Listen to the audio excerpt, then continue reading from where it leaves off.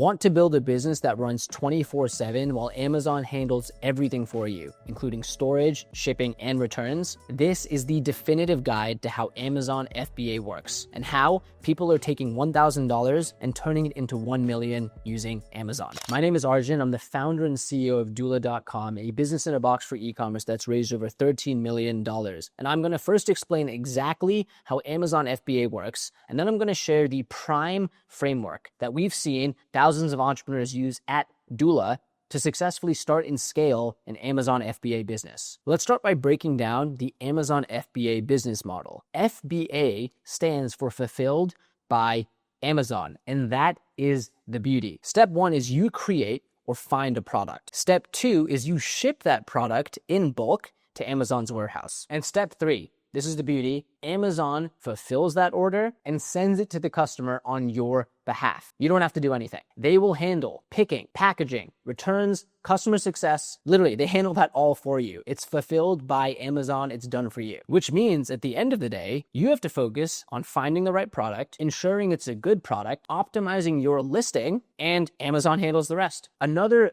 beautiful part about starting and scaling a business on Amazon FBA is the distribution is already there. For example, let's say you wanted to start a business on Shopify, which is what many people do. That is cool because you get to build your own brand. But the biggest challenge is you need to actually get people to come to your website. And building distribution is incredibly hard. I actually have seen, after working with over 10,000 businesses at Doola, most businesses don't die because they can't build a product. Most businesses die because they fail to repeatedly acquire customers for a low customer acquisition cost. So the beauty of Amazon FBA is the eyeballs are already there. The distribution is already there. People are already coming to Amazon to search for products. So the key is if your product, it's optimized well in terms of the listing and people buy it and it's actually a good product and you start to get reviews, you have distribution. So you can actually start on Amazon and then once you validated the product is working, take it over to Shopify. This is why many people actually start a business on Amazon FBA versus starting on Shopify. If you are curious about starting on Shopify with dropshipping, you can check out the video I recorded on that topic as well. At the end of the day, the reason why this model works is it's built on leveraging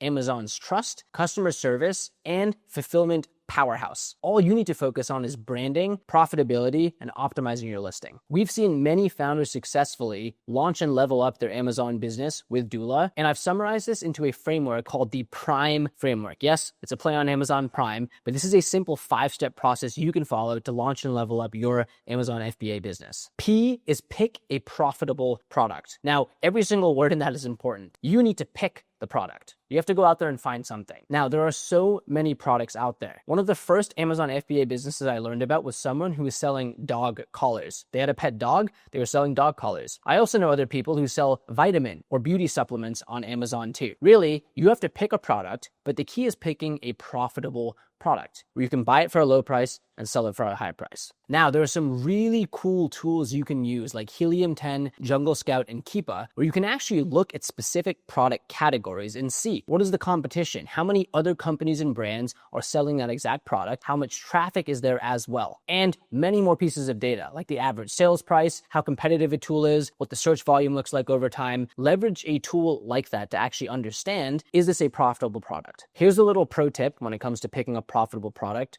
Search for products that are getting 1,000 to 3,000 monthly sales. So you know people are already buying them and there's less than 100 competitors. That way you validated, hey, people are buying this thing and the competition or playing field isn't that crowded. Next up in the framework is R, research and source from suppliers. This is where you can head to Alibaba.com or another platform to actually find the product. Now, the biggest piece of advice I would give here is do not buy a ton of product before validating. Now, the hard thing is certain suppliers might have an MOQ or a minimum order quantity. You should always ask for samples first and then try to negotiate to optimize for getting the least amount of spend upfront to get your product in sample so you can sell. I've heard nightmare stories of people spending thousands of dollars upfront buying product and realizing it doesn't sell. So you should really try to get samples and buy the minimum amount you can buy to validate the product sells before jacking up how much inventory you order. Again, you do not need to order 5,000 units off the bat. Start lean, validate first, and once you've validated actual actual sales, then you can turn the dial. Next up in the Prime framework is import and ship to Amazon. First up, you have to set up your Amazon seller account. We have content we've created on our blog and our YouTube channel specifically on how to do this. So you can check that out if you want help with that step. Next up, you have to create your product and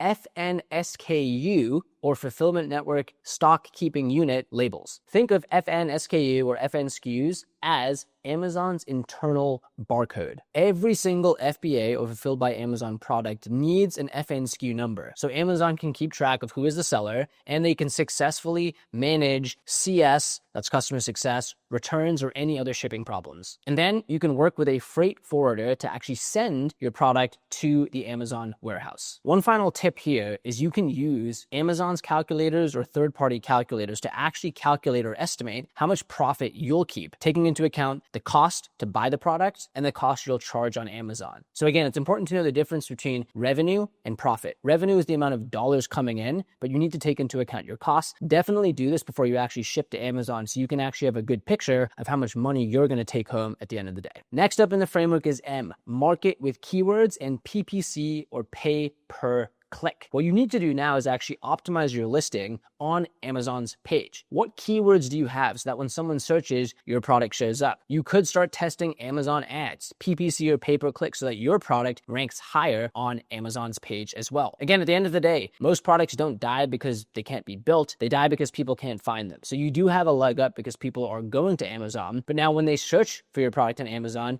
you need to rank at the top. One of the most important things to take into account here is you need to treat your early reviews like gold. Thank them. If they have issues, own up to what the issue was, respond so that future people can see. But that is going to be the social proof flywheel, which leads to organic growth. Where people come, they might see your pay-per-click ads, or they might just come organically. They'll always look at reviews. You look at reviews, I look at reviews, reviews matter, and they'll then decide if they'd like to proceed. Again, I'll stress this one more time. Your first 10 to 20 reviews can make or break your product. Treat them like gold. And lastly, in the Prime framework is expand and automate. Once you've demonstrated you have a profitable funnel, you can now reinvest and triple down. You can start to add more SKUs. Maybe you started with dog collars and you want to add dog leashes. You can invest in better packaging. Maybe your packaging now is good, but you want to make it great for a more emotional unboxing experience. And you can invest in things like brand registry and A+ content. These could be your product pictures, or at this point, maybe you then decide it's time to go expand and go direct to consumer and sell on Shopify. At this point too, you might be a solopreneur, and this is when you can actually start to hire a virtual assistant or someone to help you with internal processes. So you have more leverage specifically. Maybe they manage listings on Amazon, maybe they manage your pay-per-click advertising on Amazon, or maybe they can help you set up the Shopify account. The ultimate goal at the end of the day though is to build your FBA product into a brand and not have it just live on forever as a listing. And that is a wrap. That was the definitive guide to how Amazon FBA works and the Prime framework, which is the exact framework we've seen entrepreneurs use at Doola to launch and level up their Amazon FBA business. And if you are in that journey yourself, this is exactly why we built Doola. So you can focus on scaling your Amazon FBA business while we handle the unsexy yet critical work required behind the scenes, like starting an LLC, or getting a bank account, or doing your bookkeeping or taxes. So if you'd like help on your Amazon FBA journey, you can head to doola.com. We would love to be a small part of the journey. Thank you so much for watching. I really hope you found value. If you did, please like and subscribe to the channel. We put out content like this every single week, and I can't wait to see you in the next video.